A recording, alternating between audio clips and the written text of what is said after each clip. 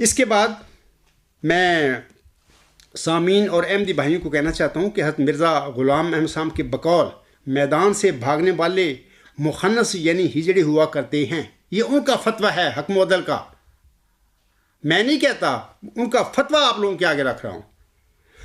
آپ علیہ السلام روحانی خزائن جلد 17 صفحہ 399 اور 400 پر فرماتے ہیں، آپ علیہ السلام فرماتے ہیں اگرچہ جو لوگ دل کے پاک ہیں مرنے کے بعد خدا کو دیکھیں گے، لیکن مجھے اسی کے منہ کی قسم ہے کہ میں اب بھی اسے دیکھ رہا ہوں، یہی حال میرا ہے، اس عاجز کا، محمدی مریم کے روحانی فرزند ابن مریم کا۔ دنیا مجھ کو نہیں پہچانتی لیکن وہ مجھے جانتا ہے جس نے مجھے بھیجا ہے۔ یہ ان لوگوں کی غلطی ہے اور سراسر بدقسمتی ہے کہ میری تباہی چاہتے ہیں۔ یہی ایک ہمارے جرمنی فرینکفرٹ میں ایک کتا بیٹھا ہوا ہے، اس کا کام ہی دن رات بھونکنا ہے۔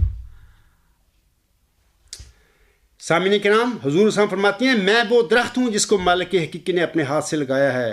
جو شخص مجھے کاٹنا چاہتا ہے اس کا نتیجہ بجز اس کے کچھ نہیں کہ وہ قارون اور یہودا اسکریوتی اور ابو جہل کے نصیب سے کچھ حصہ لینا چاہتا ہے۔ آج میں بھی تم سب کو یہی کہتا ہوں کہ تم بھی یہی کام کر رہے ہو۔ میں ہر روز اس بات کے لیے چشم پر آب ہوں کہ کوئی میدان میں نکلے اور منہج نبوت پر مجھ سے فیصلہ کرنا چاہے۔ یہی میری خواہش ہے۔ کاش کہ یہ جو نام نہاد خلیفہ بنا پھرتا ہے اور یہ کھڑپینچ ہے اصل میں، اور یہ جو بجو پھرتے ہیں گند بکتے ای میل فورم پر، یہ جالے اور یہ عمر فاروق اینڈ کمپنی سارے، میں بھی چاہتا ہوں کہ کاش منہج نبوت پر مجھ سے یہ فیصلہ کرنا چاہتے۔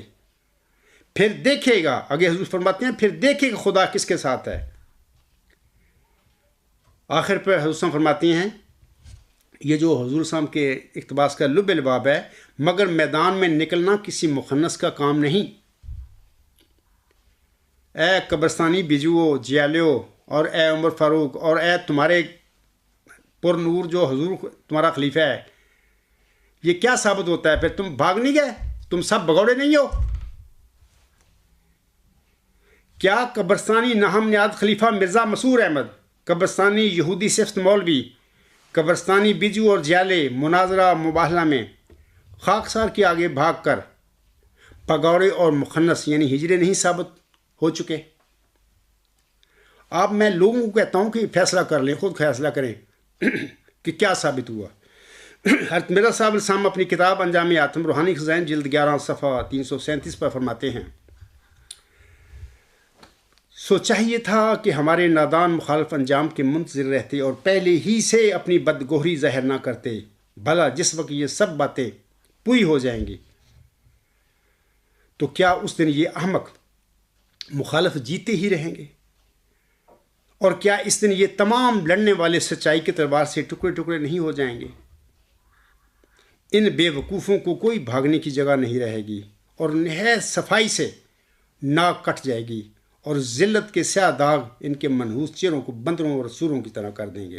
اے میرے احمدی اور غیر احمدی بھائیوں، قبرستانی پوپ یا کھڑپینچ مرزا مسور صاحب اور اس کے سمیت قبرستانی بجو، انعام الحق اینڈ کمپنی اور قبرستانی عمر فاروق، ان سب نے خاکسار کے بالمقابل مبالغہ سے بھاگ کر حضرت مرزا صاحب سم کے بقول یہ نہ صرف مخنث اور ہجرے ثابت ہو چکے ہیں بلکہ یہ سب اپنی ناک بھی کٹوا چکے ہیں۔